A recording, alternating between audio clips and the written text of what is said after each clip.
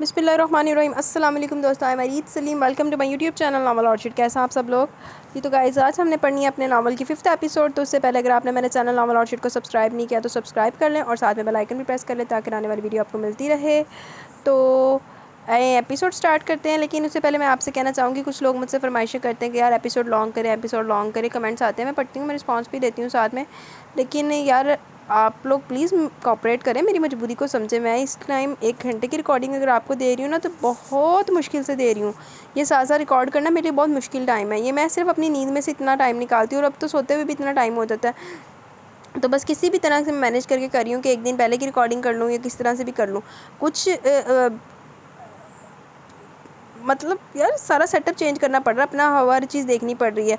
कभी ऐसा होता है कि एक दिन पहले रिकॉर्डिंग हो जाती है, जिस वजह से अगले दिन आपका एपिसोड टाइमली मिल जाती है।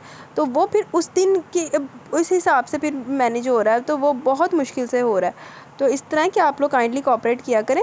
अभी इतनी आ रही है, यही बहुत बड़ी बात है। तो आपको पता है मैं करती नहीं होती, जब 2-2 घंटे की देने वाली होती है मैं आपको 2-2 घंटे की भी एपिसोडें देती हूँ। तो लेकिन बिला तातल फरामी आपको मिल रही है एपिसोड। तो यार ये तो ही अल्लाह का शुक्र अदा करो, तो ये दुआ करो कि मुझे इतना टाइम मिलता रहे कि मैं आप लोगों के लिए एटलीस्ट घंटा निकालती रहूँ, क्योंकि घंटे की रिकॉर्डिंग के लिए एटलीस्ट 1.5-2 घंटे लगते हैं। ठीक है, तो आएँ जल्दी से एपिसोड रिकॉर्ड करते हैं, बातें बाद में करेंगे। अस्सलाम वालेकुम। सबरीना अपने वार्डरोब के पास खड़ी कुछ कर रही थी। सुबुक्कीन हदरत तिरमिज़ी की गंभीर आवाज़ पर उन्होंने पलट कर देखा। चेहरे पर बशाश एक मुस्कुराहट खिली थी। वालेकुम अस्सलाम। अगर आपकी ज़रूरत हो तो क्या मैं अंदर आ सकता हूँ? वो अभी तक दरवाज़े पर इस्तारा था। आपको लगता है कि आपको मेरे रूम में आने के लिए इजाज़त की ज़रूरत है? वार्डरोब का दरवाज़ा बंद करके आगे बढ़ी सुबुक्कीन हदरत तिरमिज़ी मुस्कुराता हुआ नाफी में इधर उधर गर्दन हिलाता अंदर आया। सबरीना सोफे पर आ बैठी और इशारे से सुबुक्कीन हदरत तिरमिज़ी को अपने पास बुलाया। वो चलता हुआ इनके कदमों में आ बैठा। अरे यहाँ कहाँ बैठ के, ऊपर आओ, यहाँ मेरे पास। सबरीना ने अपने बराबर वाली जगह खाली जगह की तरफ हाथ रख के कहा, नहीं मैं यहीं ठीक हूँ। काफ़ी अर्सा हो गया इस जगह से खुशबू से महरूम ना हूँ जो मैंने अपने हाथों से खो दी थी। सुबुक्कीन हदरत तिरमिज़ी ने इनके घुटनों पर हाथ रखकर इस पर अपना सर रख दिया। सबरीना धीरे से मुस्कुराती हुई दोनों हाथों की उंगलियां इसके घने बालों में सहलाने लगी, जिससे सुबुक्कीन हदरत तिरमिज़ी को बहुत सुकून मिल रहा था। ऐसा लग रहा था बरसों से जो प्यास है वो अब जाके इसके अंदर की प्यास पूछी थी। इसको सुकून मिला था। सुबुक्कीन हदरत तिरमिज़ी की एक खासियत और भी थी कि वो अपनी कोई भी फरमाइश करता था जिसे सबरीना कभी रद्द नहीं करती थी। इस तरह से फरमाइश करता था कि वो कभी रद्द नहीं करती थी। आज मेरे बेटे की क्या फरमाइश है, क्या ख्वाहिश है जो मुझसे चाहते हो? अरे आपको कैसे पता? आप भूली नहीं है कुछ? सुबुक्कीन हदरत तिरमिज़ी ने अपने चेहरा ऊपर उठाया, हैरान नज़र सबरीना को देखा। मैं अपने सुबुक्कीन को आपसे ज़्यादा जानती हूँ। वो कब खुश होते हैं, किस बात को लेकर उदास, इनकी क्या चाहत और क्या ख्वाहिश। अगर आप सब जानती तो क्या मैं मान लूँ आपने मेरी ख्वाहिश पूरी कर दी? सबरीना ने हाल होती नज़रों से सुबुक्कीन हदरत तिरमिज़ी को देखा। वो इससे गुस्सा नहीं थी, यहाँ शिकायत थी, गिला ज़रूर था, मगर वक्त के साथ वो सब पीछे छोड़ती चली गई। वो नाराज़गी हालात के साथ साथ ख़त्म होती चलेगी। बेशक इनकी बेटी इनकी आंखों की ठंडक गनवा बहुत अजियत में तकलीफ़ में रही थी, मगर कभी भी इन्होंने सुबुक्कीन हदरत तिरमिज़ी को बद्दुआ नहीं दी और इसे बुरा भला नहीं कहा, मगर दिल के कोने में अपने इस बेटे को संभाल के ज़रूर रखा था, जिसने इनके दिल में इनके अंदर ममता की खुशबू जगाई थी, माँ बनने का एहसास पैदा किया था। हर रोज़ दिन के किसी एक पल में इन्होंने सुबुक्कीन हदरत तिरमिज़ी के लिए इसकी हिफाजत के लिए दुआ की थी। अमरीन से जब इसके बारे में पता चला तो इनका दिल तड़प उठा, दिल में दर्द उठा था। वो एक पल जो इन्होंने सुबुक्कीन हदरत तिरमिज़ी के लिए मखसूस किया था, अब हर पल वो सुबुक्कीन हदरत तिरमिज़ी और अपनी बहन अमरीन के लिए दुआ करते नहीं थकती थी। जी मैंने आपके कहने से पहले आपकी ख्वाहिश पूरी कर दी। सच? यू ग्रेट आनी ममा। इसने मुसरत और खुशी से सबरीना के हाथ पर बूसा लिया। Love you my child. Sabrina ने सुबुक्कीन हदरत तिरमिज़ी के बालों में उंगलियां डाल के इन्हें छेड़ा। अब लग रहा है कि हम माँ बेटे के बीच से तकल्लुफ़ की दीवार हट चुकी है। मुझे अब अपना पुराना सुबुक्कीन लग रहा है, ज़िद्दी सा जो ज़िद करके अपनी बात मनवा लिया करता था। आनी ममा आप बहुत अच्छी हैं, आपने मुझे माफ़ करके। सबरीना ने इसके नाबी गदाज लबों पर अपनी गश्त शहादत रख दी। पुराने मुर्दों को ज़मीन की अथाह गहराइयों में दफन रहने दो। भूल जाओ सब कुछ, इन तकलीफ़देह बातों को, यादों को, जो हमें एक नया दर्द देते हैं, हमें एक नया ज़ख्म देते हैं। मैं ठीक हूँ, ठीक है? सबरीना ने सुबुक्कीन हदरत तिरमिज़ी की आई ग्लासेस के पीछे से झांकती ज़हीन आंखों में बगौर देखा। ओके, इसने सबरीना का हाथ थाम लिया। ममा इस इंस्ता में गनवा रूम में अंदर दाखिल हुई और सुबुक्कीन हदरत तिरमिज़ी और सबरीना को इसके लाड़ उठाते एक साथ देखते इसके पैरों में वहीं ज़मीन पर ठिठक कर रुक गए। अरे गनमा मेरी जान, आइए। सबरीना के साथ साथ सुबुक्कीन हदरत तिरमिज़ी ने भी इसको देखा और नहायत ही ख़ास नज़रों से तका। गनमा की नज़रों से वो ख़ास नज़रों से देखना छुपा नहीं रह सका, बल्कि इसे महसूस हुआ जैसे वो इस नज़रें इसके अंदर तक झांक रही हैं। मामा मुझे बहुत शदीद भूख लग रही है और आप है कि जाने किन फजूल कामों में लगी हुई हैं। गनवा ने खास तौर पर बगौर तकते सुबुक्कीन हदरत तिरमिज़ी को जताया, जो इसकी मामा के साथ इनके कदम में बैठा जहर से ज़्यादा जहर लग रहा था।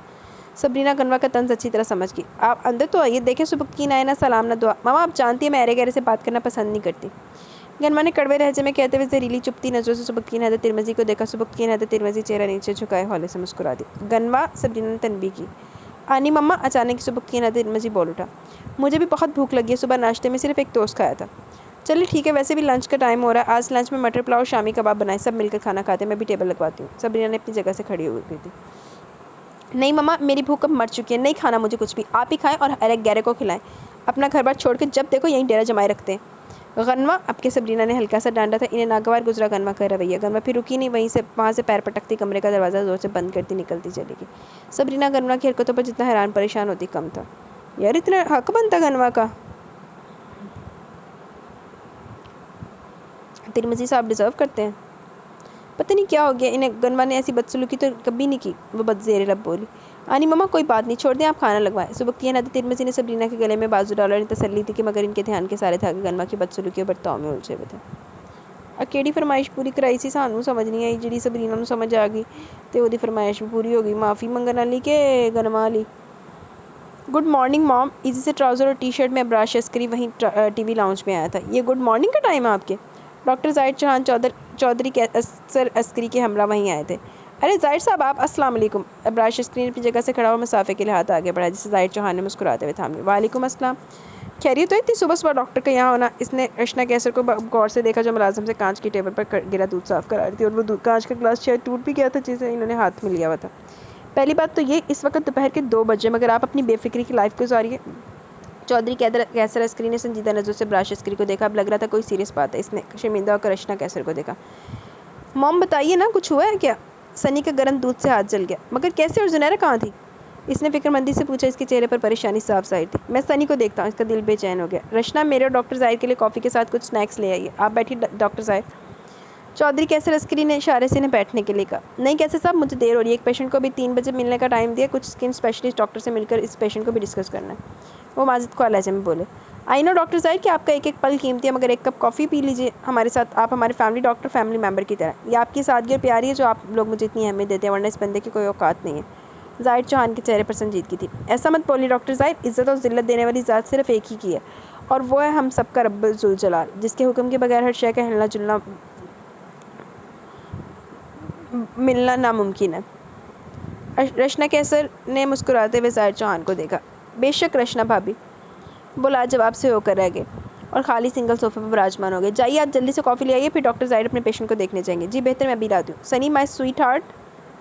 अब्राश अस्करी सनी के बेडरूम में आया जहाँ वो लेटा था और जुनैरा इसके पास बैठी इसका सर से ला रही थी। अब्राश अस्करी सनी के पास आ बैठा। बहुत ज़्यादा चल गया? जी, इसने मासूमियत से कहा। मामा दर्द हो रहा है, मामा दर्द हो रहा है। अब्राश अस्करी ने गुस्से से जुनैरा को देखा। कैसे हुआ ये सब, और तुम कहाँ थी? मैं इसके लिए गर्म दूध रख के गई थी। ये चॉकलेट की ज़िद करने लगा, बस वही लेने गई थी कि इतने में इसने वो खोलता हुआ गर्म दूध का गिलास उठा लिया और अपने हाथ पर गिरा लिया। तुम भी बिल्कुल अकल की अंधी हो। इतना भी सेंस नहीं कि सनी छोटा सा 2 साल का बच्चा, क्या ज़रूरत थी इसके पास गर्म दूध रख के जाने की? अब्राश अस्करी ने ठीक ठाक क्लास ली जुनैर की। जुनैरा खामोश हो गई क्योंकि वो जानती थी गलती से असर इसकी, उसको ऐसा रिस्क नहीं लेना चाहिए था। तो और कि एडे के जिन्हें अंडे को गर्म पाखा दूध का गिलास रख गई। ये तो सनी तो इनका इब्राहिम जैसा है हमारे। तो वो तो भाई एक मुंडे तो होते ही वैसे ऐसे है ना। 1 मिनट वास्ते सुकून का साह लै लैन तो गल होई, मावां ने भी चंगा नचा के रख दे। अच्छा, एक अपनी करतूतों से मामा ने नचा के रख दे। दूसरा जो ये मामू खाला और ये ननियाल वाली साइड से नाना अबू नानो, ए देखो ना जी बिस्ती कराते ना मम्मा दी, वो वखरी है। हमारा इब्राहिम ऐसे करता है, उसको पता है उसकी वजह से जो उसकी माँ की होती है ना, वो वखरी बात है कि उसको माँ ने कुछ कह दिया तो फिर सारे खानदान ने उनके पीछे पै कि हाँ हाँ तो किया क्यों है इतनी गल। सनी जल्दी से ठीक हो जाओ, फिर हम दोनों घूमने चलेंगे पार्क, खूब हल्ला गुल्ला करेंगे, चॉकलेट खाएंगे, आइसक्रीम खाएंगे, झूलों पर भी बैठेंगे। अब्राश अस्करी सनी का दिल बहलाने लगा। वो चाह रहा था सनी अपने दर्द को महसूस ना करे, जिसमें अब्राश अस्करी कामयाबी हो गया था। सच्ची अब्राश मामा? सनी चॉकलेट और आइसक्रीम का सुनकर खुश हो गया और फनलैंड का तो सुनकर दिल तो बिल्लियों उछलने लगा। बिल्कुल सच्ची, और सिर्फ हम दोनों जाएंगे और कोई नहीं जाएगा। सनी ने जुनैरा को देखा, बहुत गमज़दा और अफसरदा हो गई थी, बल्कि आंखों में आंसू भी आ गए।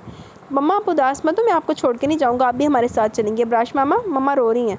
सनी का दिल छोटा सा हो गया। अब्राश अस्करी ने जुनैरा को देखकर अपने रवैये पर इसे गुस्सा आया। इतना सख्त भी नहीं सुनाना चाहिए था, वो इसकी बहन थी जिसे वो बहुत ज़्यादा चाहता था। दिल दुखा? अब्राश अस्करी ने नरमी से पूछा। नहीं, मगर सारी गलती मेरी है, मुझे इस तरह लापरवाही नहीं करनी चाहिए थी। मेरी वजह से मेरा बेटा तकलीफ़ में है। जुनैरा की आंखों से आंसू बहने निकले। जानती हो ना मुझे कितनी तकलीफ़ होती है तुम दोनों को देखकर। तुम दोनों की आंखों में मैं मामूली सी नमी भी बर्दाश्त नहीं कर सकता, फिर भी इस तरह आंसू बहाकर मुझे तकलीफ़ दे रही हो। ठीक है, होगी लापरवाही, मगर आगे सब ख्याल रखना, ओके। अब्राश इस्क्रीन ने जुनैरा के सर को हल्के से दबाकर प्यार से कहा। जुनैरा ने इस बात में गर्दन हिला दी। मैं तो समझता तो तुम अक्लमंद नहीं हो, मगर आज मेरी राय तुम्हारे बारे में गलत साबित हुई, ज़ाहिर चौहान ने धीमे लबो लहजे में कहा। अब्राश इस्क्रीन जुनैरा ने दरवाजे की सिम देखा जहाँ ज़ाहिर चौहान के साथ चौधरी कैसर अस्करी और रचना भी खड़ी थी। चले, आपने माना तो, इसने भी पुरमज़ा अंदाज में कहते हुए माहौल को खुशगवार किया। अब्राश, यस मॉम, मैंने आपका नाश्ता टेबल पर लगा दिया, जाइए वो खा लीजिए वरना ठंडा हो जाएगा तो आप फिर से शोर करना शुरू कर देंगे। रचना इसकी आदत अच्छी तरह जानती थी। अब्राश इस्क्री को ठंडा नाश्ता हो या चाय खाना वो खाता नहीं था। और सनी बेटा आप कैसे हो? साथ साथ रचना ने सनी के हाथ की तकलीफ़ के बारे में पूछा। मॉम, जलन हो रही है, ठीक हो जाएगा मेरी जान, डॉक्टर अंकल ने दवा लगाई है ना, आप सो जाओ आराम से, जब सो कर उठोगे तो पता भी नहीं चलेगा। जुनैरा, अगर आप इसी तरह रोती रहेंगी तो सनी मज़ीद परेशान हो जाएगा। ज़ाहिर चौहान ने आंसू साफ करती जुनैरा को देखा। जी, वो बस यही कह सके। सनी बहुत सब्र और हिम्मत वाले, हर छोटी से छोटी बड़ी से बड़ी तकलीफ बर्दाश्त कर सकते हैं। जी डैड, सनी बिल्कुल मुझ पर गया, एकदम से अब्राश अस्करी बोला। खुदा ना करे जो सनी आप पर जाए, आपको तो मामूली से भी कांटा चुभ जाए तो घर को सर पर उठा लेते हैं, रचना ने झट से कहा, जिस पर सभी धीमे से मुस्कुरा दिया। और अब सबसे पहले आप घर को सर पर, इससे पहले कि आप घर को सर पर उठा लें, नाश्ता करें जाकर, हालांकि ये लंच टाइम है। चौधरी कैसर अस्करी ने कहने के साथ तंज भी कर दिया। अब्राश अस्करी की मजीद शामत आती वहाँ से उठ गया और लेटे हुए सनी के माथे पर प्यार किया। ओके सुपरमैन, तुम आराम करो, शाम में मिलते हैं। जुनैरा, आप भी यहाँ से खड़ी हो जाए, अगर इस तरह सनी के पास बैठ कर रोती रहेंगी तो वो तो बच्चा परेशान हो जाएगा, आपकी मॉम देख लेंगी सनी को। इन्होंने जुनैरा को भी वहाँ से हटा दिया। मामूली सी चोट है जुनैरा, ज़रा परेशान मत हो, इंशाल्लाह कल तक ठीक भी हो जाएगा, ज़ाहिर चौहान ने तसल्ली बख्श लबो लहजे में जुनैरा को समझाया था। जुनैरा ने खामोशी से सनी को देखा। हटे आप यहाँ से, मैं खुद अपने नवासे की देखभाल कर लूँगा। चौधरी कैसर अस्करी सनी के पास आकर बैठे। ये ठीक है कैसर साहब, ज़ाहिर चौहान मुस्कुरा दिए। अब मुझे इजाज़त है, इंशाल्लाह कल फिर आके देखता हूँ सनी को।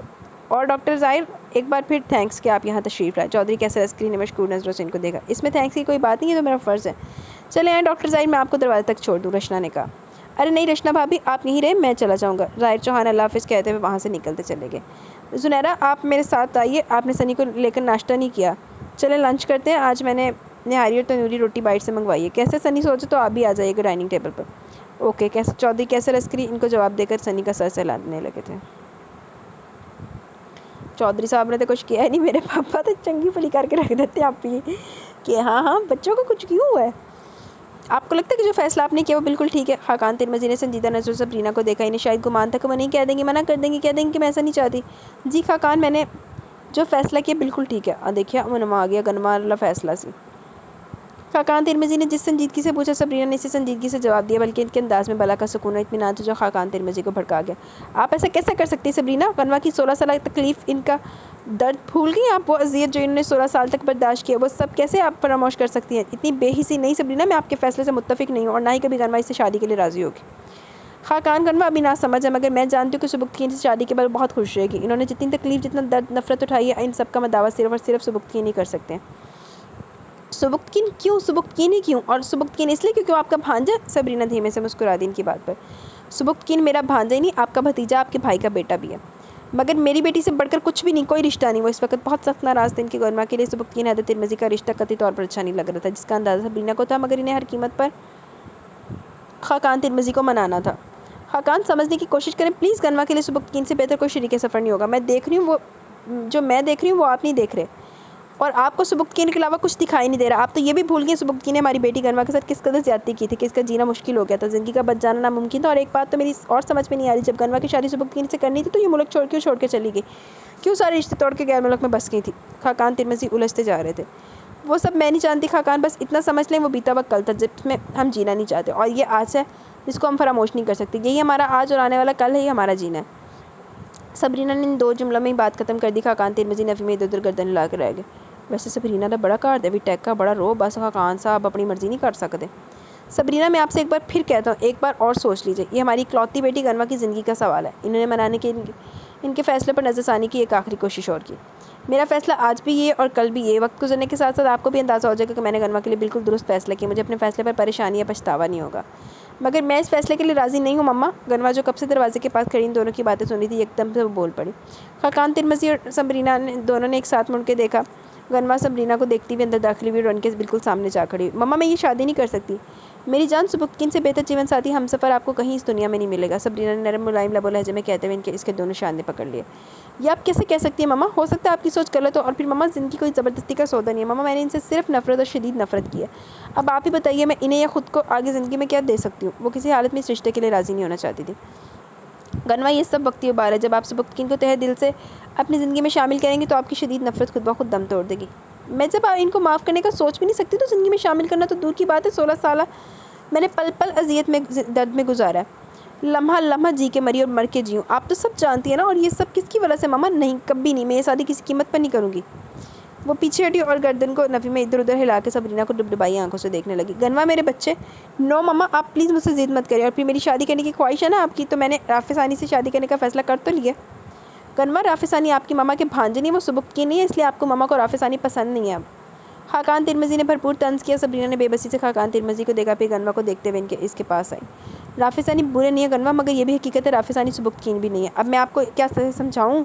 वो झंझलाहट का शिकार होने लगी। पता नहीं आप क्या कह रही है, मगर मेरा एक ही जवाब है, मैं इनसे शादी नहीं करूँगी मामा। मेरे ज़ख्मों से आज भी लहू रसता है, आज भी अजियत से तकलीफ़ से बिलकती तड़पती हूँ। दिल के जो घाव हैं वो तो शायद मेरे मरने के बाद भी ख़त्म ना हो, और आप चाहती कि इन ज़ख्मों में मज़ीद इजाफा हो, मेरी इज़्ज़त हर पल हर रोज़ बढ़े।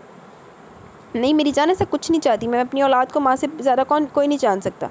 तो फिर आप मुझे क्यों नहीं जान पा रही? क्यों मेरे दिल को नहीं समझ पा रही? मैं क्या चाहती हूँ, क्या सोचती हूँ, आपसे बेहतर कोई नहीं जान सकता, मगर पता नहीं क्यों आप मुझे मुकम्मल तौर पर नज़रअंदाज कर रही हैं। गनवा ने जब से अपनी और सुबुक्किन की शादी का सुना तो वो सबरीना से सचमुच में नाला सी रहने लगी। इसकी बाकायदा आंखों से आंसू बहने लगे थे जो सबरीना को तकलीफ़ से दो चार कर रहे थे। गनवा, सबरीना, बस प्लीज़, अब और आगे मज़ीद नहीं। मेरे लिए मेरी बेटी गनवा से बढ़कर कोई रिश्ता नहीं। खाकान ने ज़ुमानी लहजे में बहुत कुछ इन्हें समझा दिया। आप मुकम्मल तौर पर अपनी बहन और भांजे की मोहब्बत के ज़ेर असर हैं, इसलिए अपनी सगी बेटी की तकलीफ़ इनके आंसू नहीं देख पा रही, मगर मैं ऐसा कुछ नहीं होने दूंगा जिससे गनवा को तकलीफ़ पहुँचे, इनके दिल को ठेस लगे। वो गनवा की तरफ बढ़े। अब इस टॉपिक पर कोई बात नहीं होगी, इस किस्से को यहीं ख़त्म करें, चले गनवा। इन्होंने गनवा के गले में बाजू डाला और वहाँ से जाने लगे। गनवा ने आंसू भरी आंखों से सबरीना को देखा, जिनमें शिकवा, शिकायत, गिला सभी कुछ था। सबरीना ने दोनों हाथों से अपना सर पकड़ लिया और बेड पर बैठ गई। गनवा, भी आपको समझ नहीं आ रहा, भी आप नादान और ना समझो, मगर मेरी जान, आपको जो ज़ख्म सुबुक्किन ने दिया, मरहम भी वही लगाएंगे। इस दुनिया में इनसे बढ़कर आपके लिए और कोई नहीं हो सकता। गहरी सोचों में उलझी वो खुद से ही लड़ रही थी। गनवा के पॉइंट ऑफ व्यू से देखा जाए तो ये फ़ैसला बहुत गलत है कि वो जिस बंदे से सबसे ज़्यादा नफरत करती है उसको उसकी ज़िंदगी में शामिल किया जा रहा है। लेकिन अगर उसकी माँ के पॉइंट ऑफ व्यू से देखा जाए तो ये फ़ैसला ठीक है, क्योंकि उसकी माँ का यही है कि यार कल को कोई भी करेगा उससे शादी तो कल को उसको ताना देगा कि तुम्हारे साथ इस तरह से हुआ था, इस तरह से हुआ था। जो सुबुक्किन है वो हमेशा उसके आगे जीजूरी करेगा, मतलब अपनी गिल्ट में रहेगा, उससे माफ़ी मांगेगा, उसको वैल्यूलाइज़ करेगा, उसको कभी कोई ताना नहीं देगा। बाकी देखते हैं कि जीत होंगी। कुछ पता चला आबिद जोफ़ा के बारे में? ऑफिसर जनरल शमशाद जैदी के सामने कैप्टन सैयद असगार अलवी और कैप्टन जाकर हयात विराजमान थे। जाकर हयात इंस्पेक्टर नहीं सी ते वो मेजर सी ज़कार अलवी। चलो सानू की लग गए। नो सर, अभी तक कुछ पता नहीं चल पा रहा। आखिर आबिद जोफ़ा कहाँ गायब हो गया, मगर हमारी कोशिश फिर भी जारी है। कैप्टन असगार अलवी ने गंभीर लहजे में कहा। हमें प्रेशराइज़ किया जा रहा है सर, ये हमारी बेबसी और मजबूरी है जो हमारे हाथ गुनाहगारों तक पहुँच कर भी हम इनका कुछ नहीं कर सकते। मेरा मानना है तो ये है कि हमें गुनाहगारों को पकड़ के डायरेक्ट इनकाउंटर कर देना चाहिए इनका। कैप्टन सैयद असगार अलवी के लबो लहजे में गुस्से की चिंगारी भड़क रही थी। ऑफिसर जनरल शमशाद जैदी ने बगौर इनके गुस्से को नोट किया। कैप्टन असगार, जी सर, जो शक मुझे हो रहा है कि ऐसा है। इन्होंने मशकूक नज़र से कैप्टन सैयद असगार अलवी को देखा। कैसा शक सर? बहुत आम सा अंदाज था जिसे इसे जनरल शमशाद जैदी की मशकूक नज़र से कोई फ़र्क ही नहीं पड़ता। ऑफिसर जनरल शमशाद जैदी ने गहरी सांस ली। कैप्टन असगार, अगर आबिद जोफ़ा आपके पास हो तो प्लीज़ टेल मी, क्योंकि एक शख्स और भी है हेड वडाइट जो जिसने एजेंसी की बुनियादें हिला रखी हैं। कैप्टन जाकर हयात ने नहायत चौंक कर अपने बराबर में विराजमान कैप्टन सैयद असगार अलवी को देखा। सैयद असगार अलवी ने भी जाकर हयात को इन्हीं नज़रों से देखा। सर, आपने सैयद वडाइज को देखा? ये सवाल कैप्टन जाकर हयात की तरफ से किया गया। नो, बल्कि आज तक सैयद वडाइज को किसी ने भी नहीं देखा। गैंग माफिया का सबसे बड़ा व्यापारी है, मगर ऐसे जराइम इस तरह छुप कर या यूँ कहें कि कहीं पलक झपकते करता है कि अपने पीछे कोई निशान नहीं छोड़ता। कोई ऐसा सुराग नहीं जिसमें से हम अंदर घुसकर इस तक पहुँच सकें। आज से कई साल पहले वो पाकिस्तान आया था, बहुत से जराइम में मुलव्विस है वो, और इस दिन हमें खबर मिली कि फ़लाँ बंगले में छुपा बैठा और हम इस तक पहुँच भी जाते, सिर्फ 5 मिनट लेट हो गए जब तक पाकिस्तान की हदूद क्रॉस कर गया। मगर आके उड़ती उड़ती खबर हम तक पहुँची थी कि जिस बंगले में सैयद वडाइज मुकीम था, इस रो में एक बंगला और भी था जिसमें 14-15 साल का लड़का जिससे सैयद वडाइज की बहुत जान पहचान हो गई थी, वो इसके बहुत से खुफिया काम करने लगा था। क्या नाम था इसका? ऑफिसर जनरल शमशाद जैदी अपने दिमाग पर जोर डालने लगे। याद आया, सुबुक्किन नाम था इस लड़के का। तो सर, ढूंढने की कोशिश नहीं की? बहुत की। इन्वेस्टिगेशन से इतना पता चला कि जिस दिन सैयद वडाइज फरार हुआ इस रात इस लड़के का बहुत बुरी तरह एक्सीडेंट हुआ था। बहुत से लोगों का तो यही कहना है कि वो एक्सीडेंट जानलेवा था, मुश्किल से वो बच भी गया हो। यानी हमारी आखिरी उम्मीद भी ख़त्म, जाकर हयात ने मायूसी से कहा। ऑफिसर, हमारी फील्ड में मायूसी, नाउमीदी और अफसरदगी जैसे लफ्ज़ नहीं होते। मुझे अपने रब पर पूरा यकीन भरोसा है, वो यकीनन कोई ना कोई सबील ज़रूर निकालेगा। ऑफिसर जनरल शमशाद जैदी ने अपने यंग ऑफिसर्स को देखा।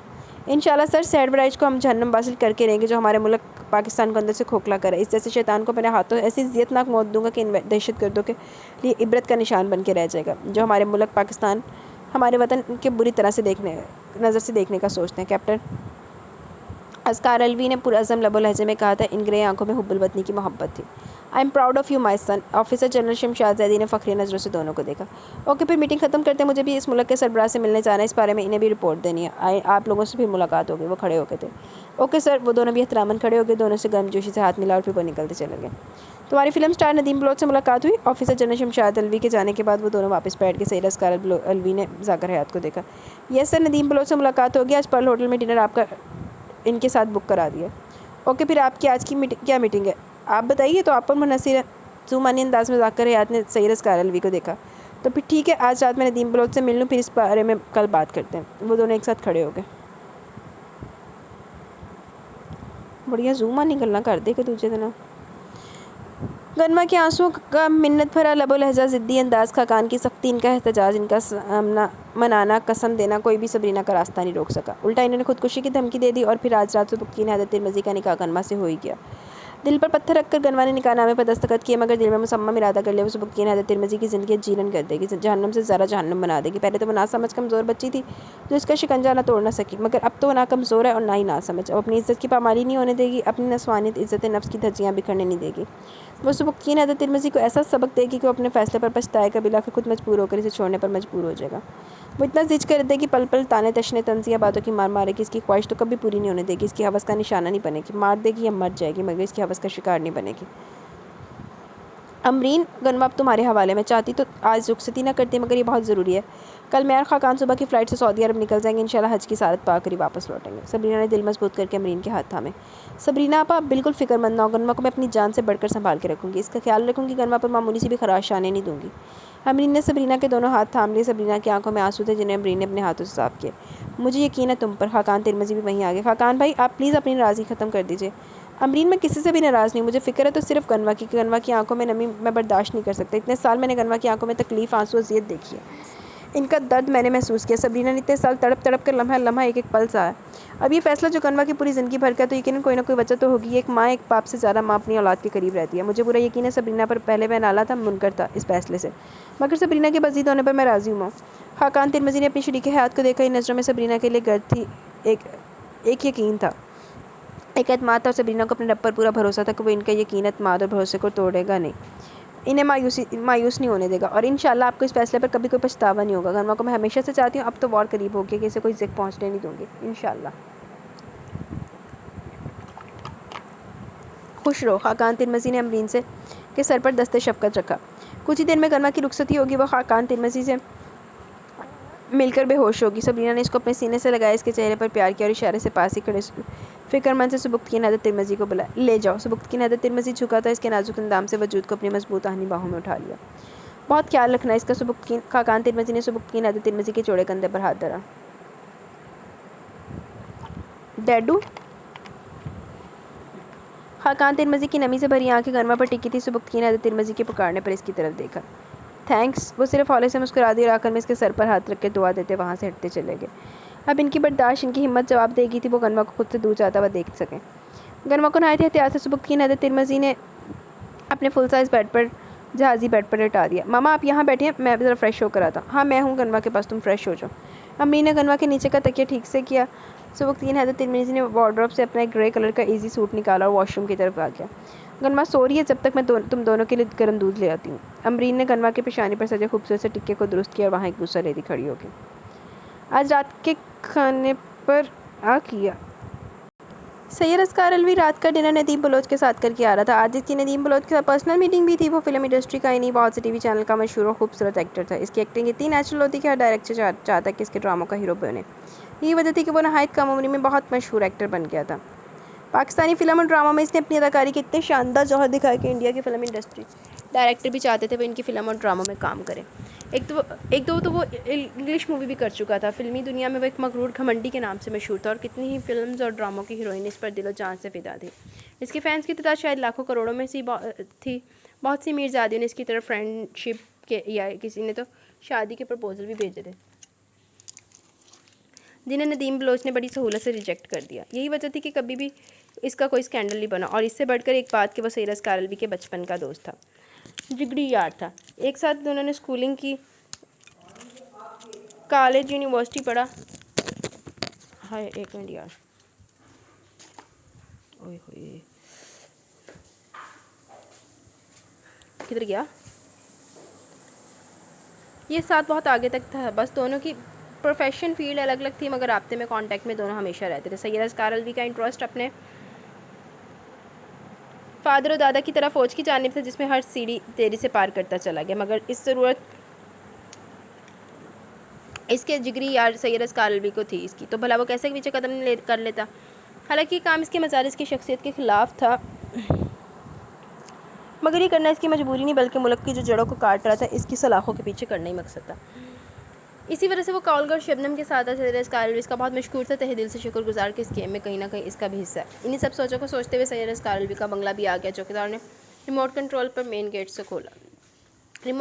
मेन गेट खोला था। गाड़ी अंदर तेज़ी से दाखिल हुई थी। गाड़ी की हेडलाइट की तेज़ रोशनी सामने आते वजूद पर पड़ी। मुकाबिल ने तेज़ी से इस रोशनी से बचने के लिए अपने चेहरे पर बाजू रख लिया। सैयद कारलवी फ़ौरन अलर्ट हो गई। ये कौन हो सकता है? सैयद कारलवी ने हेडलाइट का स्विच ऑफ किया और गाड़ी से नीचे उतरा। गाड़ी से पिस्टल निकाली और इसका रुख मुकाबिल की जानिब करता आगे बढ़ा। कौन हो तुम? सैयद कारलवी ने नहायत वहशियाना तरीके से इसका हाथ पकड़कर इसके चेहरे से हटाया। मुकाबिल का चेहरा सामने था। वो शॉक्ड होकर रह गया। वो कोई और नहीं बरीज़े थी। रात के 11 बजे वो यहाँ अंधेरे में क्या कर रही थी? क्या वो भाग रही थी? इस घर को छोड़ के जा रही थी? ऐसे बहुत से सवालात लाबत्ता ही कड़वी जहरीली सोचें तर खोलने लगी, जिनका जवाब सिर्फ और सिर्फ बरीज़े दे सकती थी। बरीज़े तुम यहाँ क्या कर रही हो? कहाँ भाग के जा रही थी? ग्रे आंखों में गुस्से गैज़ो गज़ब की चिंगारियाँ उमड़ उमड़ के ऐसे निकल रही थी जैसे हर शय को जला के भस्म कर देंगी। दिमाग की रगें गुस्से से तन गई थी। एक तो इसका अंदाज़, इसका गुस्सा, फिर इसका जारहाना तरीके से इसकी नाजुक सी कलाई को अपनी चौड़ी हथेली के शिकंजे में जकड़ना। इन ग्रे कान से जो शोले निकल रहे थे ये सब बरीज़े के होश उड़ाने को काफ़ी थे। इसके तो जैसे औसानी खता होने लगे थे। मैं कुछ पूछ रहा हूँ तुमसे बरीज़े, इतनी रात को कहाँ भाग रही थी? एक और झटका हाथ पर जो लगा तो दर्द से कराह के रह गई। इसके गैज़ो गज़ब के आगे इसकी ज़ुबान तो जैसे तालू से चिपकी थी। बल्कि वो तो खुद इस हफ्तात पर इस अचानक होने वाली हरकत पर पहुँच कर रह गई। अपने अतराफ़ देखा भी था। वो खुद हैरान और परेशान होकर रह गई। इसकी चुप और खामोशी ने सैयद कारलवी का खून खुला दिया। इसका गुस्सा सवा नेज़े पर जा पहुँचा था। अंदर चलो। वह तकरीबन बरीज़े को बेरहमी से घसीटता हुआ अंदर आया। दादा जान, दादा जान। वो ज़ोर शोर से सैयद आगा शहबाज को पुकारता हुआ अंदर दाखिल हो रहा था। सैयद आगा शहबाज अलवी जो बरीज़े की तरफ से मुतमिन और पुरसकून होकर अपनी रॉकिंग चेयर पर बैठे शेक्सपियर को पढ़ रहे थे। इस शोर ने इनको परेशान कर दिया। इन्होंने बुक को शेल्फ पर रखा और बाहर निकले।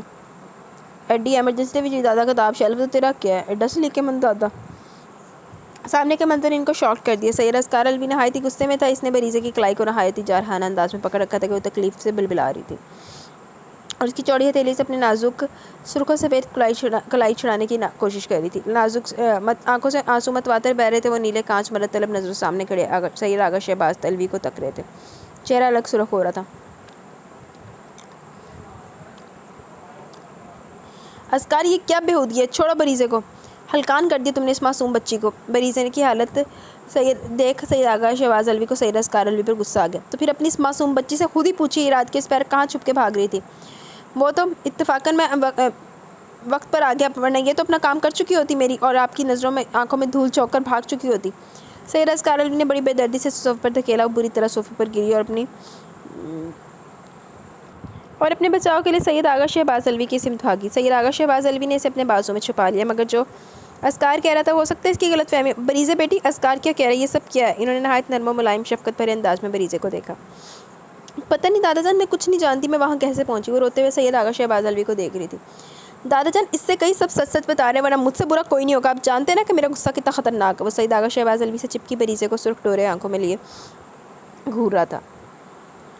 अच्छा तुम गुस्सा मत करो, मैं पूछता हूँ ना। वो हल्कान सी बरीज़े को पहले सोफे तक लाए, इसको पानी पिलाया। दादाजान आप मेरा यकीन करें, मैं बिल्कुल सच कह रही हूँ। मुझे नहीं पता वो कहाँ, मैं कहाँ कैसे। Shut up. वो बुरी तरह धाड़ा था। बरीज़े ने डर के सहम के रह गई। सईद आगा शहबाज अलवी का बारूद सख्ती से थाम लिया, कहीं वो इसके पकड़ के मारना ही ना शुरू कर दे। गंदी नाली का कीड़ा गंदगी में अच्छा लगता है, मगर मेरी एक बात अपने दिलो दिमाग में मजबूती से बिठा लो। भले तुम इस गंदे माहौल में पड़ी बड़ी हो, वहाँ 20 साल गुजारे थे, मगर तुमने यहाँ से बाहर निकलने के बारे में सोचा भी तो यहाँ से भागने की कोशिश भी की तो मैं तुम्हें ज़िंदा ज़मीन में गाड़ दूंगा।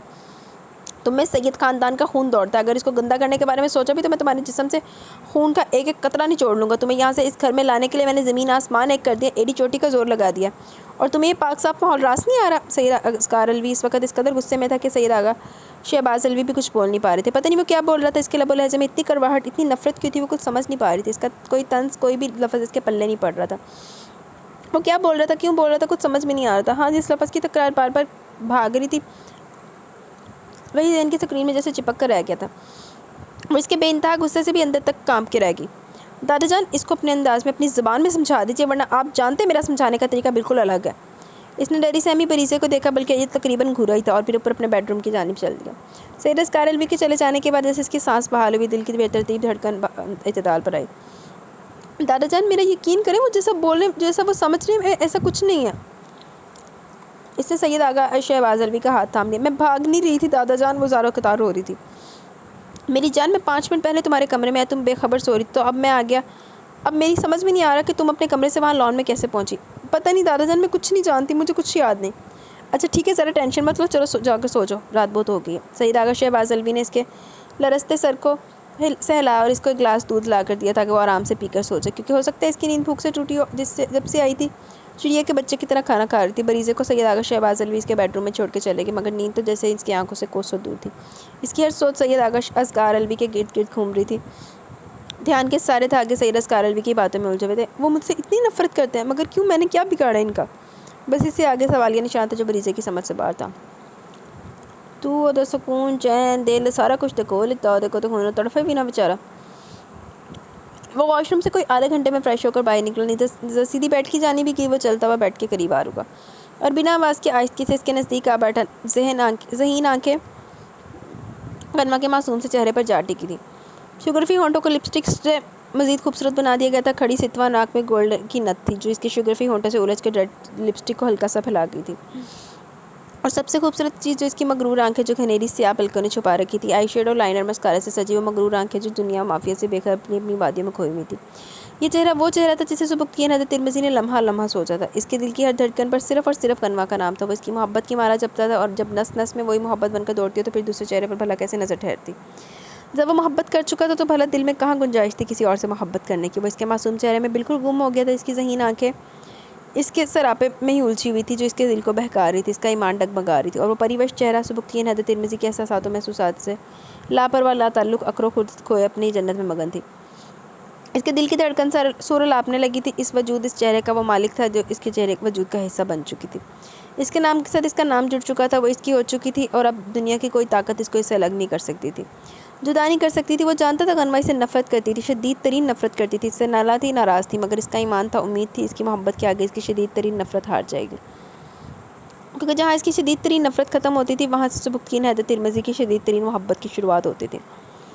वो गनमा को अपनी मोहब्बत और प्यार की बारिश में भिगो के इसको खुद की तरफ आने पर मजबूर कर देगा। वो इसकी हर तकलीफ़, हर अजियत, हर दर्द का अजाला कर देगा। जो दर्द गनमा ने सहा, जो तकलीफ़ और अजियत लम्हा लम्हा पल पल बर्दाश्त की थी, वो अपने छाँव छत्तर में लाकर सब भुला देगा। सुबुक्तियन हज़रत तिरमिज़ी अपने बेकाबू दिल पर मज़ीद काबू न रख सका और इस मासूम चेहरे के करीब मज़ीद झुका था। तेन वेख के न चीका मार के भज जाना ही, हट जा।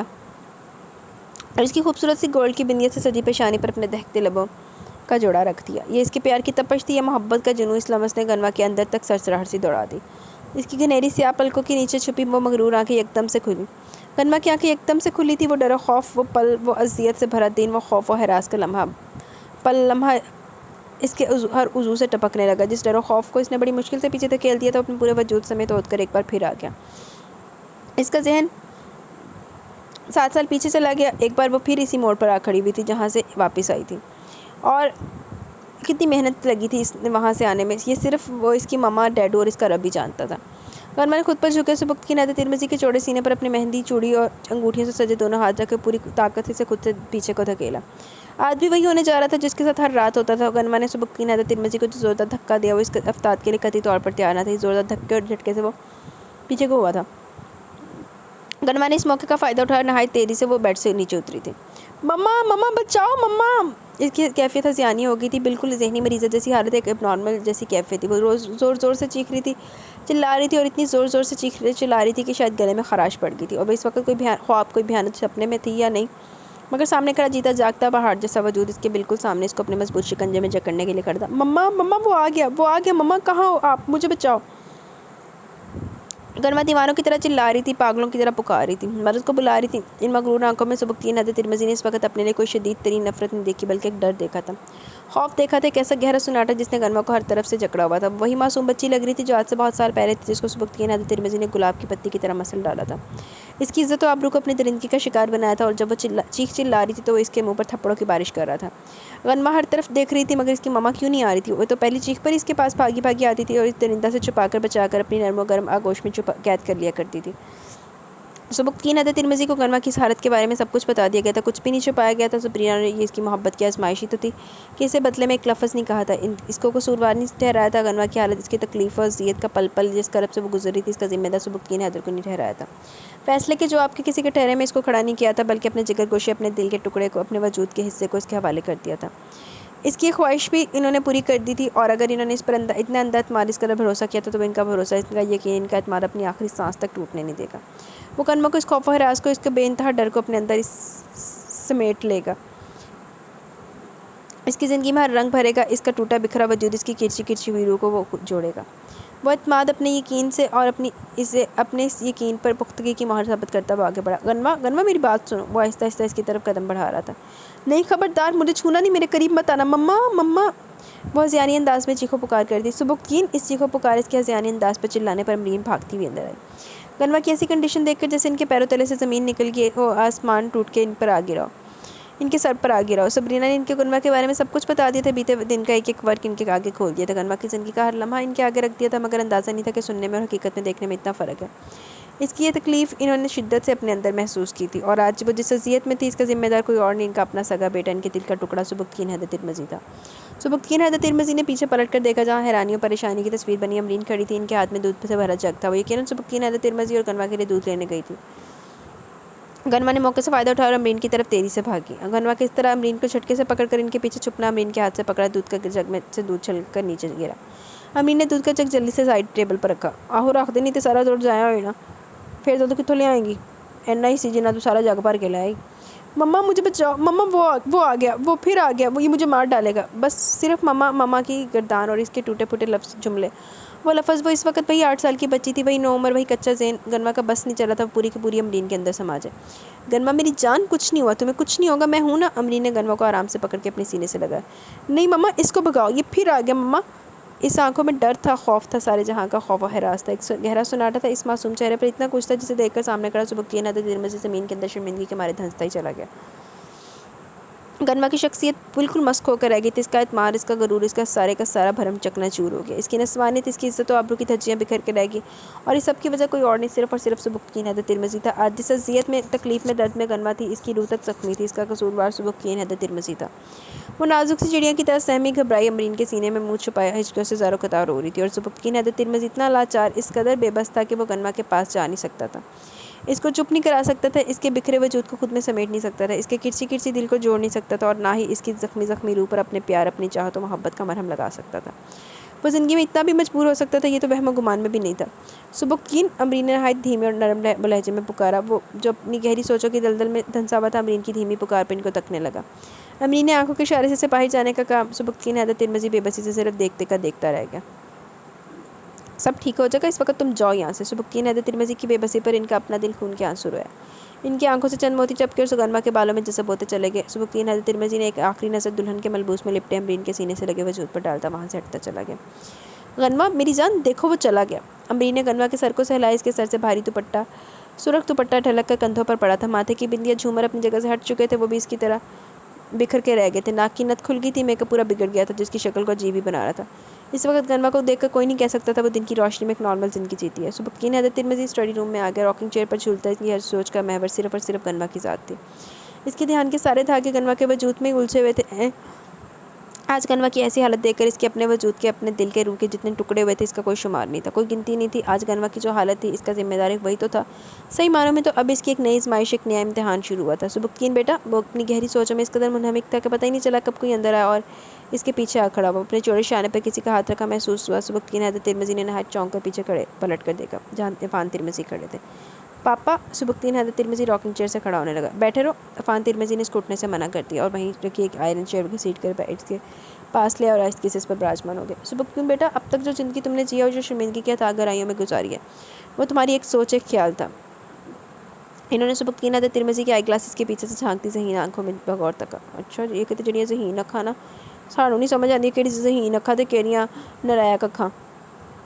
मगर आज इन सारी शर्मिंदगी पछतावों का वजूद हकीकत बनकर तुम्हारे सामने मौजूद है। सबरीना भाभी से बढ़कर तुम्हें और कोई नहीं जानता समझता, यहाँ तक कि तुम्हारी अपनी सगी माँ भी नहीं।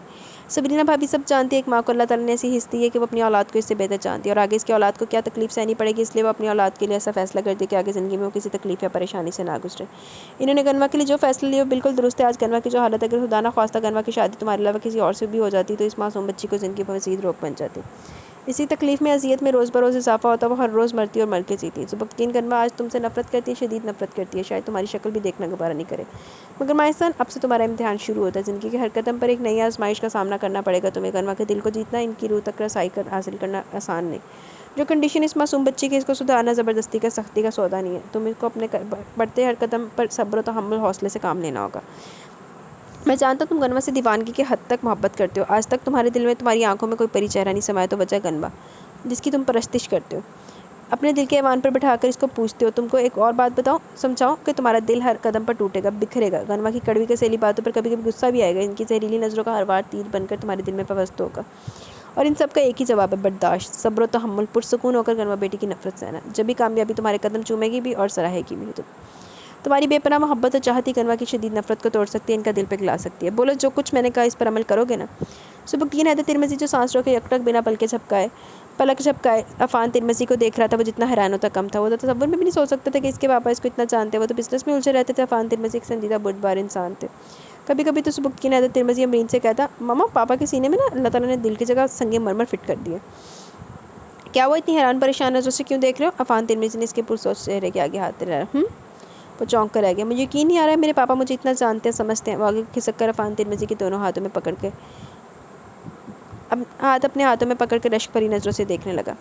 मैं तुम्हारी रग रग से वाकिफ़ हूँ, तुम्हारा हर रंग पहचानता हूँ। तुम कब उदास होते हो, कब खुश हो, क्या करते हो, कब सोते हो और कब क्या चाहते हो। बस तुमसे बेहतर जानता हूँ। अगर चुप हूँ तो खामोश रहता हूँ तो इसका मतलब ये नहीं कि तुमसे बेखबर हूँ, अनजान हूँ। तुम मेरे इकलौते बेटे हो, मेरा खून हो।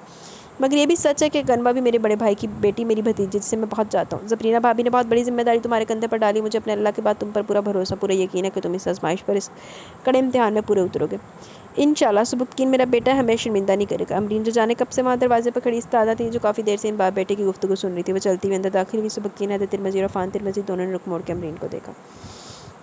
मामा, सुबुक्तीन हैदर तिरमिज़ी बेसब्री से आगे बढ़ा। मामा, गनवा कैसी है अब? बहुत मुश्किल से पहले मैंने गर्म दूध पिला के सुला दिया और अब आराम से बेड पर बेखबर सो गई है। तो मैं आई हूँ। वो सुबुक्तीन हैदर तिरमिज़ी को लेकर अफान तिरमिज़ी के पास चली आई। आज गनवा की ऐसी बिखरी टूटी हालत देखकर सबरीना आपी और खाकान भाई की हिम्मत को दाद देने का दिल चाहता है। सोच रही हूँ कैसे संभाला होगा इन्होंने गनवा को। सुबुक्तीन मेरी जान, अब गनवा की सांसों की डोर तुम्हारे हाथ में। आज आपके पापा ने जो कुछ तुमसे कहा मैं भी हैरान हूँ, मगर यही सच है और हकीकत भी। हमारी सारी उम्मीदें तुमसे, हमारा मान भरम भरोसा यकीन सिर्फ तुमसे जुड़ा और मैं आप लोगों का ये भरोसा यकीन कभी टूटने नहीं दूंगा। सुबुक्तीन हैदर तिरमिज़ी ने पुरअज़म नज़रों से दोनों को बारी बारी देखा। अब रात बहुत होगी, जाओ तुम भी आराम करो। अफान तिरमिज़ी आयरन स्टैंड से खड़े हो गए। जी पापा। सुबुक्तीन हैदर तिरमिज़ी खड़ा हो गया। रुख अपने बेडरूम की सिमत था जहाँ इसकी ज़िंदगी पनाह गज़ी थी। अफान और अमरीन ने इसकी पुश्त को फ़क्रिया नज़रों से देखा था। देख नहीं कोई, वैसे तो सो गई नहीं थे, कोई खा खू के ना बाहर आंदा तो। सैयद अस्कार अलवी की रात बहुत देर तक जागने की वजह से सुबह फजर के वक्त इसकी आंख नहीं खुल सकी, ना ही वो जॉगिंग पर जा सका। अभी भी इसकी नींद पूरी नहीं हुई थी। इसकी आंख नहीं खुलती अगर इसका सेल फ़ोन नहीं बजता। इसने साइड टेबल पर हाथ मारा, अपना सेल फ़ोन उठाया जहाँ स्क्रीन पर जाकर याद कॉलिंग जगमगाया था। वो सीधा होकर बैठा। ओके प्रेस करने के बाद मोबाइल कान से लगाया। Good morning sir. Good morning Zakir, कहिए कोई ख़ास काम? सर आज हमें एक खास काम के लिए सिंध से बाहर जाना था, जिसके लिए कम से कम 2 से ढाई घंटे का सफ़र दरकार है। मुझे लगता है कि अगर हम अभी निकलेंगे तो शाम 6 बजे तक आराम से वापसी भी हो जाएगी। सर अस्कार अलवी खामोश रहा। इसकी खामोशी को जाकर याद ने शिद्दत से महसूस किया। Sir any problem? Sir Askar Alvi की पुरसोच नज़रें बहुत कुछ प्लान कर रही थी। कहीं कोई प्रॉब्लम नहीं है, कहीं कोई प्रॉब्लम नहीं है। फिर आप मेरी बात से मुत्तफ़िक हैं? जी मैं आपकी बात से मुत्तफ़िक हूँ। ऐसा है कि आप यूँ करें यहीं आ जाएँ, हम यहीं से एक साथ निकलते हैं। ओके सर, फिर मैं आधे घंटे में पहुँच जाऊँगा। ज़ाकरियात ने बात ख़त्म करते फ़ोन ऑफ़ कर दिया। सईद ज़रकार अलवी ने अपना सेल फ़ोन वापस साइड टेबल पर रखा और ख़ुद पर से कंबल हटा के बेड से नीचे उतर गया। वार्डरोब से हैंगर किया हुआ जीन्स और ब्लैक टी शर्ट निकाली और वॉशरूम में घुस गया। मुलाजिम ने नाश्ता तैयार करके टेबल पर रख दिया था। जब से घर में बरीज़ी आई थी, नाश्ते पर वो दोपहर के खाने, शाम की चाय और रात के डिनर पर एक ख़ास एहतमाम होता। हालांकि बरीज़ी की खुराक बिल्कुल चिड़िया जैसी थी, मगर सईद आगा शहबाज अलवी ज़बरदस्ती से खिलाते थे। इस वक्त भी देसी घी में मैदे की पूड़ियाँ बनाई गई थी, साथ मेवे से भरी खीर, चने का सालन, कीमे से भरी कचौरियाँ, गाजर का हलवा, डबल रोटी, मक्खन, जेली, जैम, केक रस वगैरह। गो के दुनिया जहाँ का सब कुछ इसके सामने रख दिया गया था। हर किस्म के फ्रूट तो हर खाने में रखे जाते थे। माँ सदके चली जावे नाश्ता। ये लीजिए सरकार, स्ट्रॉबेरी का मिल्क शेक भी तैयार है। मुलाजिम ने जग भर के ठंडा मीठा स्ट्रॉबेरी का मिल्क शेक सैयद आगा शहबाज अलवी के सामने रख दिया। चलो बरीज़े, मेरे बच्चे खाना शुरू करो और सबसे पहले ये स्ट्रॉबेरी का मिल्क शेक पियो। हाँ, ये स्ट्रॉबेरी शेक तो मुझे भी बड़ा पसंद है। सईद आगा शहबाज अलवी ने ठंडा शरबत निकाल के ग्लास भर के बरीज़े के आगे रखा। दादाजान, मैं सिर्फ ये मिल्क शेक पीऊँगी और कुछ नहीं खाऊंगी। बरीज़े को तो इतना कुछ देख कर ही हौल उठ रहे थे। अरे ऐसे कैसे कुछ नहीं खाओगी? मैंने ये सब तुम्हारे लिए बनवाया। ये सब बहुत हैवी है दादाजान। कुछ हैवी नहीं है, अपनी सेहत देखिए, इस कदर कमज़ोर हो। मुझे तो लगता है वो औरत तुम्हें भूखा रखती थी। सईद आगा शहबाज अलवी सनीता बाई का नाम भी लेना गवारा नहीं करते थे, और जो नफ़रत बरीज़े के नस नस में सनीता बाई के लिए थी, वही नफ़रत इस वक्त सईद आगा शहबाज अलवी के चेहरे पर वो देख रही थी। Good morning. सीढ़ियों से नक्सक सा उतरता सईद असगार अलवी डाइनिंग टेबल पर आ रहा था। Good morning. आज बहुत देर तक सोते रहे? सईद आगा शहबाज अलवी का रुख सईद असगार अलवी की तरफ देखकर बरीज़े ने शुक्र का जहाँ सांस लिया, वहीं सईद असगार अलवी को बिल्कुल अपने सामने वाली चेयर पर विराजमान होता देखकर इसके दिल की धड़कनें सहम कर फैलने सुकड़ने लगी। खौफ से गनेरी पलकों की बाट जो सजदा रेज हुई थी, जैसे ऊपर ना उठने की कसम खा बैठी हो, और वो जो हाथ मिल्क शेक का ग्लास उठाने के लिए बढ़ाया था, वो खुद ब खुद गोद में गिर गए। खैरियत दादाजान? इस कदर नाश्ता पर इत्माम क्या किसी को बुलवाया? सईद असगार अलवी ने टेबल पर इतने सजे नाश्ते पर नज़र दौड़ाई थी। चल तू तो करना, उन्हें तो कुछ खाना नहीं जिंदे हस्ते होया नाश्ते का एहतमाम। मैंने भुख लगा रही थी नाश्ता सुना के। क्या मतलब है? कोई कौन आएगा? मेरी बच्ची आई है, ये सब इसके लिए तो है। और तुमने हाथ क्यों रोक लिया? सईद आगा शहबाज अलवी ने कहते ही बरीज़े पर नज़र डाली, जैसा लग रहा था सांस रोके बैठी है। सईद असगार अलवी की नज़र अब अपने बिल्कुल सामने उठी और बिल्कुल साख्त जामत चेयर पर बैठी थी, होंठों को सख्ती से पहचे, नज़रों को झुकाया जैसे किसी मुसव्वर का शानदार शहकार। बरीज़े को देखकर इसे रात का सारा वाक़या याद आ गया। तो इन ग्रे आंखों में गुस्सा खुद ब खुद औदा है, चेहरे के ज़ावे भी बिगड़ गए। जो बच्ची बड़ी मुश्किल से इस घर में आई है, वही बच्ची इस घर से भागने की प्लानिंग भी कर रही है। सईद असगार अलवी ने कड़कते भड़कते हुए बरीज़े को घूरा। बरीज़े ने बमुश्किल नीले कांच ऊपर उठाए, मगर इन नीले कांच को गिराने में सेकंड भी नहीं लगाए थे, क्योंकि सामने बैठा सईद असगार अलवी इसको नहायत ही बुरी तरह से घूर रहा था, जैसे अभी साबत सालम ही निकल जाएगा। असगार, हो सकता है तुम्हें कोई गलतफहमी हुई हो। सईद आगा शहबाज अलवी समझ गए थे कि असगार का गुस्सा ठंडा नहीं हुआ। एनीवेज मैं नाश्ता करूँ, फिर एक ज़रूरी मीटिंग के लिए निकलना भी है। सईद असगार अलवी ने अपनी प्लेट में चने का सालन निकाला और पेट भर के पूड़ियों के साथ इंसाफ किया। मैं कि क्या सी बरीज़े दा ते बहाना सी, खाना तो असगार साहब ने सी। एक प्याली में खीर निकाली, चम्मच से खाने लगा। ऐसा महसूस हो रहा था जैसे वो डाइनिंग टेबल पर अकेला बैठा है। सईद आगा शहबाज अलवी बरीज़े को छूटे मुँह भी पूछना गवारा नहीं किया। सईद आगा शहबाज अलवी अपनी ठोड़ी पर हाथ रखे मेज़ पर टकाए बगौर अपने लंबे चौड़े पोते को प्यार भरी नज़रों से देख रहे थे। आज बहुत फुर्सत से नाश्ता करा था, वरना एक गिलास दूध और एक डब्बा रोटी के अलावा कुछ नहीं लेता था। इसी असना में इसका फ़ोन बॉल उठा। इसने नैपकिन से हाथ साफ किया और फ़ोन रिसीव किया। जी जाकर हयात, बस 5 मिनट में आता हूँ। इसने फ़ोन रखा। ओके दादाजान, आज का नाश्ता बहुत मज़े का था, मैंने पेट भर के खाया। मुझे नहीं लगता कि लंच में कुछ खाने की तलब होगी, मैं चलता हूँ। मुझे आने लगा कि वापस पलट आए। और दादाजान, घर के सारे खिड़की दरवाजे अच्छी तरह लॉक करवा दीजिएगा, मुझे आज भी घर आने में देर हो जाएगी। फिर वो रुका नहीं, सीधा निकलता चला गया। इसका तंज, इसका तसीका में, इस लबो लहजा, इसकी काटदार गज़ब नज़रें बरीज़े सब समझती थी। इसका हर इशारा वो समझ गई थी। असगार, दिल का बुरा नहीं, बस थोड़ी सी गलतफहमी होगी, तुम दिल पर मत लेना। बरीज़े कुछ नहीं बोली, बस खामोशी से जो आंसू रोक रखे थे वो निकलने का रास्ता बनाते चले गए। अब घबराने की बारी सईद आगा शहबाज अलवी की थी। सईद आगा असगार अलवी अपने शानदार बंगले से निकला, जहाँ जाकर हयात अपनी गाड़ी में इसी का वेट कर रहा था। वो चलता हुआ गाड़ी तक आया। जाकर हयात ने फ्रंट डोर खोल दिया। जी चले सर? जाकर हयात ने ज़्यादा तलब नज़रों से कैप्टन असगार अलवी को देखा। जी चलिए। सईद असगार अलवी की संजीदा आंखें विंडो स्क्रीन पर टिकी हुई थी। गनवा की आंख खुली तो खुद को आरामदेह मुलायम बिस्तर पर पाया था। कमरे में गुलाब मोती की फूलों की खुशबू, एसी की ठंडक के साथ परफ्यूम की मिली जुली खुशबुओं ने इसके दिमाग पर अच्छा असर डाला था। वो आहिस्ती से उठकर बैठी थी, कंबल को खुद से आज़ाद किया और नीचे उतरी नज़र सीधी सामने उठी, जहाँ कदावर आईने में वो सरापा क़यामत बनी हुई थी। दुल्हन के सुर्ख जोड़े में क्यों थी वो भूल गई थी। इसने इस अनजान कमरे को नज़र घुमा कर देखा। गुलाब के सुर्ख सफ़ेद फूल मोती के फूलों से पूरे कमरे को सजाया गया था। दबेस कारपेट कर्टन कीमती फर्नीचर शो पीसेस गोए के हर शय को नहायत नफासत से सजाया गया था। चारों तरफ नजरें घुमाकर वो नजरें वापस इस कदरावर आईने में आ ठहरी। इसे गुजरा पिछला दिन याद आ गया। इसे सब याद आ गया कैसे इसकी अपनी सगी माँ ने इसकी शादी ज़बरदस्ती सुबुक्कीन अदद तिरमिज़ी से कर दी थी। इसके लाख एहतजाज पर इसके नाराज़ होने के बावजूद इसकी एक नहीं मानी गई। अब लगता है कि ज़िंदगी मुकम्मल हो गई है। अपने बिल्कुल करीब से इस धीमी सरगोशिश को चौंका के गनमा ने आईने में देखा, जहाँ अपने पीछे सुबुक्कीन अदद तिरमिज़ी को मौजूद पाया। गनमा के चेहरे का रंग बदला, वहाँ गुस्सा उमड़ आया। वो गम गुस्से की कैफियत में एक झटके से पीछे पलटी, मगर जिस झटके से वो पलटी थी इसका पाँव अपने भारी भरकम शरारे में उलझ कर रह गया। सहारे के लिए इसने सामने खड़े सुबुक्कीन अदद तिरमिज़ी का बाजू थामा। वो गिर ही जाती कि सुबुक्कीन अदद तिरमिज़ी ने इसको अपनी बाहों में संभाल लिया।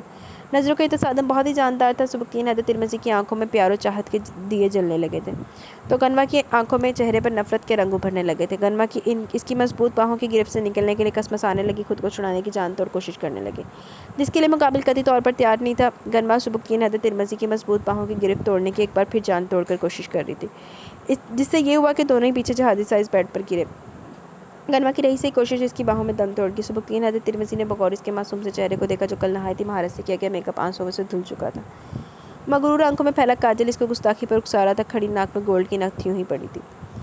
मैं कहती छोड़े मुझे, कल रात नथ उतारने की रस्म भी पूरी नहीं करने दी। चलो कोई बात नहीं, अब पूरी कर देते हैं।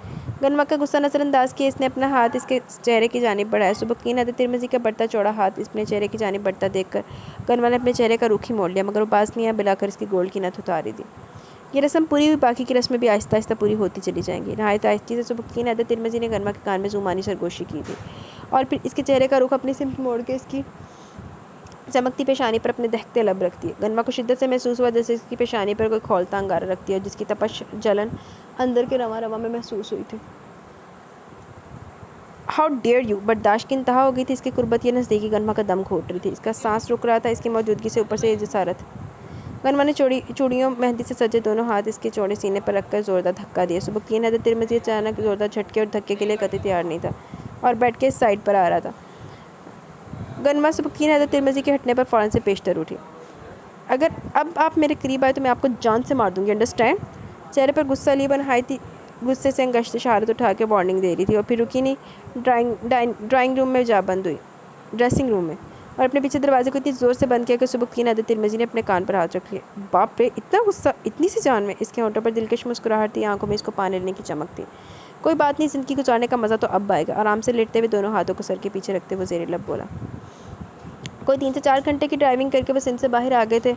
इसके बाद आधे घंटे की मज़ीद ड्राइविंग करके वो अपनी मतलूबा जगह पर पहुंच चुके थे। कैप्टन जाकर हयात ने एक साइड पर जीप रोक दी। कैप्टन अस्कारल भी गाड़ी से बाहर निकला, आंखों से सन ग्लासेस उतार के अपनी टी-शर्ट के गले पटका लिया।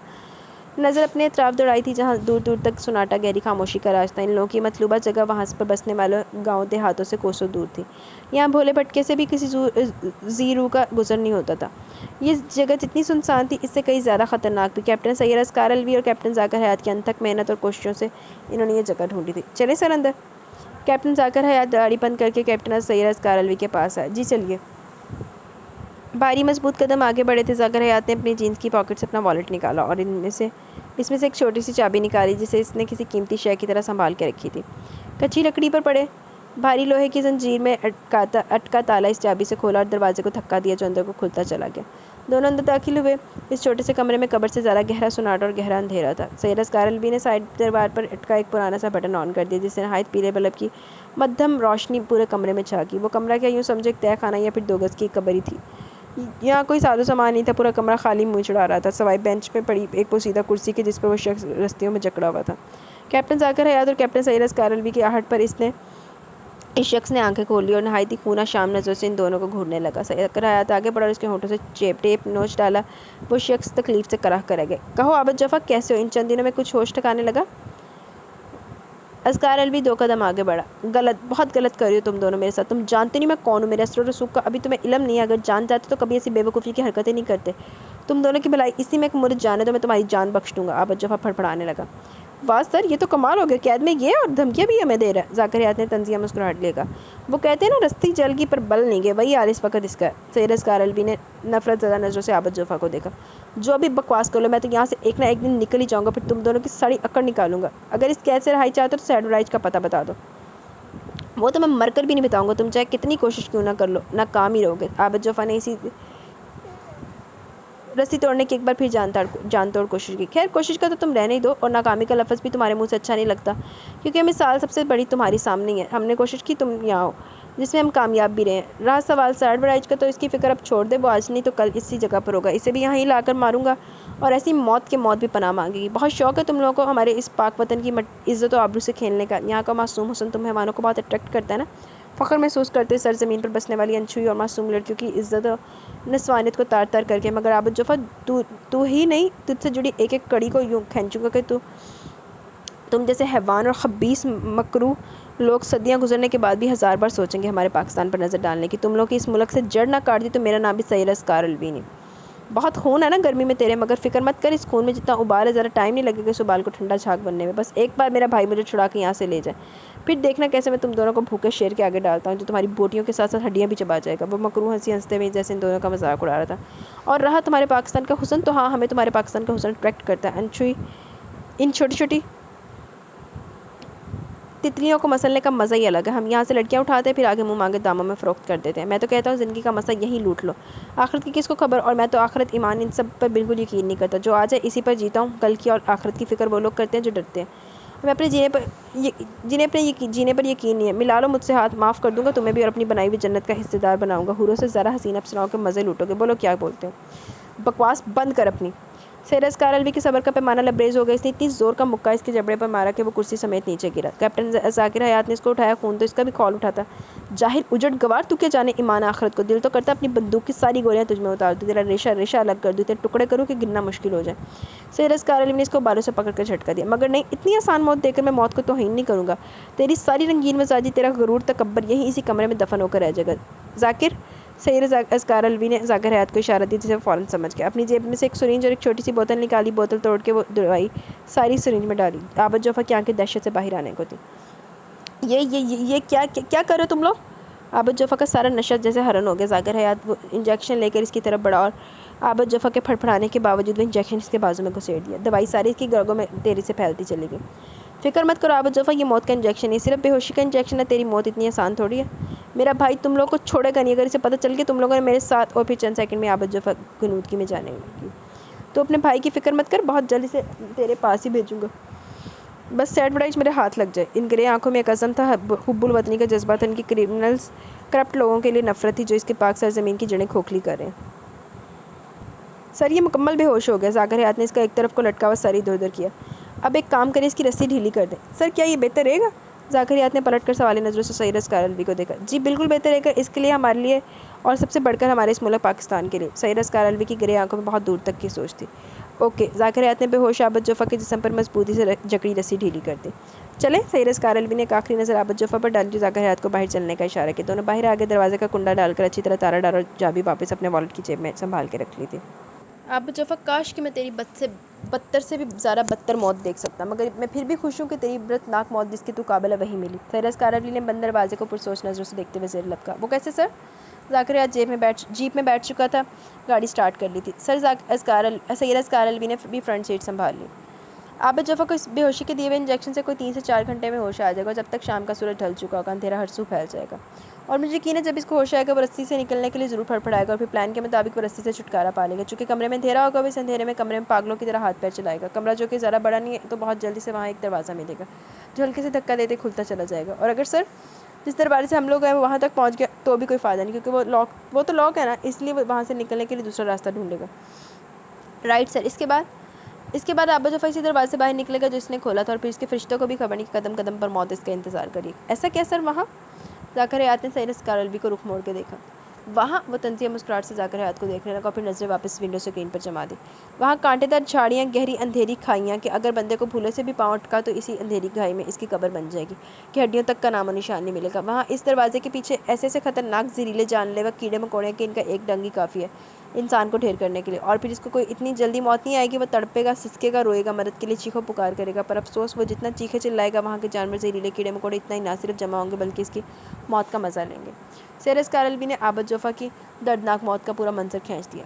यार इस तरह के लोग इसी तरह की मौत डिज़र्व करते हैं। सर फिर तो बहुत ज़बरदस्त जगह ढूंढी हमने ऐसे क्रिमिनल्स और करप्ट लोगों को यहाँ लाकर मारने के लिए। इसने सैयद असगार अलवी को दाद तलब नज़रों से तका। जी हाँ जाकिर हयात, मगर यहाँ ये हर शख्स नहीं आएगा, कोई ख़ास ही है जो इसको इतनी इबरतनाक मौत मिलेगी। और जो जो हमारे पाक वतन को मैली नज़रों से देखेगा, इसकी इज़्ज़त और आबरू को नामूस करने की कोशिश भी करेगा, इसका यही हशर होगा जैसा आज रात आबद जुफ़ा का होगा। तो क्या ख्याल है सर, इसी खुशी में इस होटल का खाना हो जाए? सच अब तो बहुत भूख लग रही है, मैं बगैर नाश्ते के घर से निकला हूँ। ज़ाकिर ने एक बलोची होटल के आगे जीप रोक दी। ओहो, असल में आज मैंने नाश्ता बहुत हैवी कर लिया था, इसलिए भूख की तलब महसूस नहीं हो रही। चलें कुछ खा लेते हैं, फिर आगे का लंबा सफ़र शुरू करेंगे। वो मुस्कुराता हुआ जीप से नीचे उतरा। इसी तकलीफ में ज़ाकिर हयात की गाड़ी बंद करके नीचे उतरा। जी तो गाइज़, यहाँ पे हमारी एपिसोड अपने इख्तिताम को पहुँची। कैसी लगी एपिसोड, अपनी राय का ज़रूर इज़हार कीजिएगा। इंशाल्लाह कल मिलेंगे न्यू एपिसोड के साथ। तब तक के लिए अपना बहुत सारा ख्याल रखें जी, दुआओं में याद रखें। मुझे इजाज़त दें और ये भी दुआ करें कि मैं आपको रोज़ाना आती रहूँ, और मैं जब आऊँ भी तब भी मुझे कोई आवाज़ ना पड़े, क्योंकि मुझे भी जाना पड़ सकता है। ठीक है, तो इजाज़त दें, इंशाल्लाह जल्द मिलेंगे। तब तक के लिए अपना बहुत सारा ख्याल रखें, दुआ में याद रखें। अल्लाह हाफ़िज़।